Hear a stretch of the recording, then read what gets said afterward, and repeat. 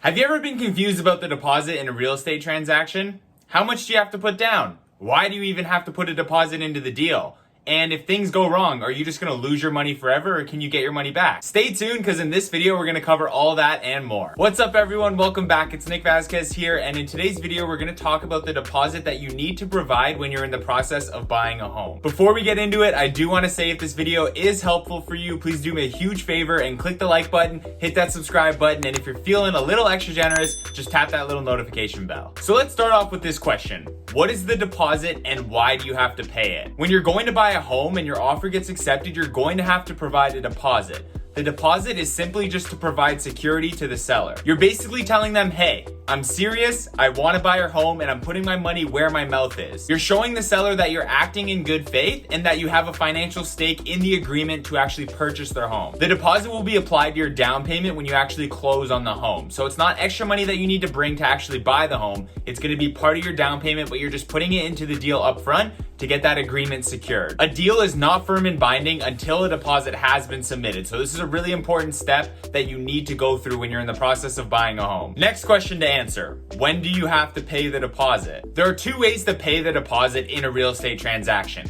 You could either provide it with your offer or provide it within 24 hours of an accepted offer. If you're including your deposit with your offer, that can give you a leg up against some of the other competition that's trying to buy that house as well. Again, you're just showing the seller that you're serious, you have everything in line, and that you're ready to go. This is definitely more attractive to a seller than another buyer who submits an offer without their deposit in hand. If you end up submitting an offer with the deposit and your offer does not get accepted, you can just take that deposit back to the bank, put it back into your bank account, and everything's fine. If you want to provide your deposit after you have an accepted offer, you can definitely do that as well. Typically, you'll have 24 hours to submit that deposit from the time that offer was accepted. In a competitive market, when you're competing against other buyers, it's always best to include your deposit with your offer because that will give you a leg up or at least not eliminate you from the competition. Like I said earlier, the deposit is what firms up that deal, and if the seller has to wait 24 hours for you to bring in the deposit, but they have other offers where the deposit's already in hand, they might just eliminate you and just work with the people who already have their deposit with their offer. So when you're going into multiple offers, it's always best to just have that deposit with your offer because you can get that deal firmed up right then and there. Of course, if you don't have any conditions. Now, as you can see, you're gonna have to provide that deposit with your offer or within 24 hours. So it's really important that that money for the deposit is in liquid funds. So it's in a bank account that you could withdraw from right away. You don't want that money to be locked up in RRSP, stocks, or bonds where it can kind of be a hassle to get that money out and you're not able to get it out at a moment's notice. The rest of your down payment money can be in an investment account. It doesn't really matter, but for the deposit, it's always good to have those funds in your personal bank account and you can just withdraw it as soon as you need it. Now let's talk about how much should your deposit be. There isn't a set amount of what the deposit needs to be, but keep in mind that this is a gesture of good faith to the seller.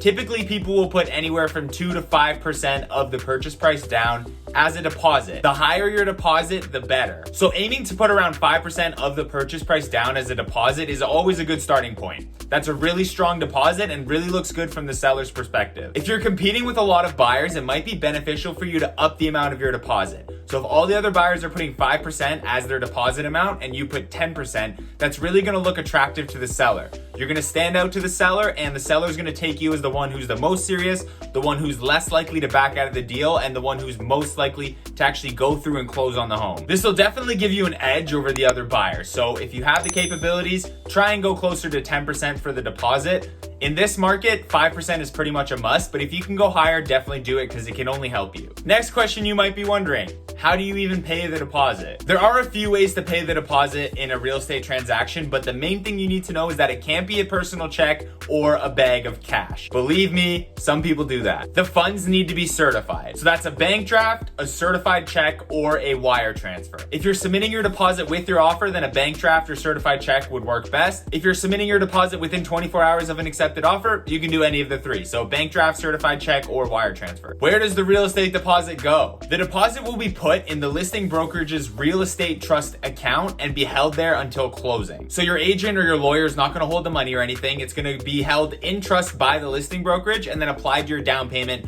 when you actually close on the home. Last thing you're probably wondering, is the real estate deposit refundable? If you submitted your offer with conditions, typically conditions of financing or a condition of home inspection, then you will have some time to do some due diligence. If during that time period you're unable to get financing from the bank, or you find something in the home inspection that you just don't want to deal with, you are able to back out of the deal and get your deposit refunded to you in full, no harm done. You have to make that decision while you're still in that conditional period though. Once that conditional period's done and you decide you want to back out, you will lose your deposit to the seller, and you're also opening yourself up to any legal action that the seller may take against you. So in short, yes, your deposit is refundable as long as you back out within that conditional period.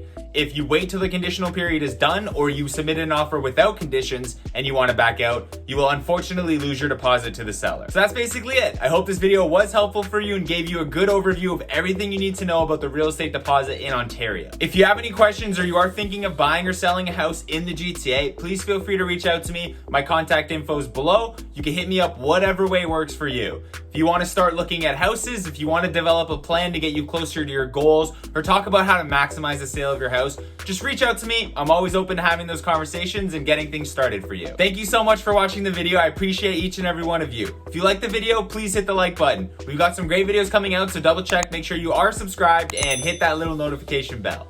Until next time, enjoy yourself and have a great week.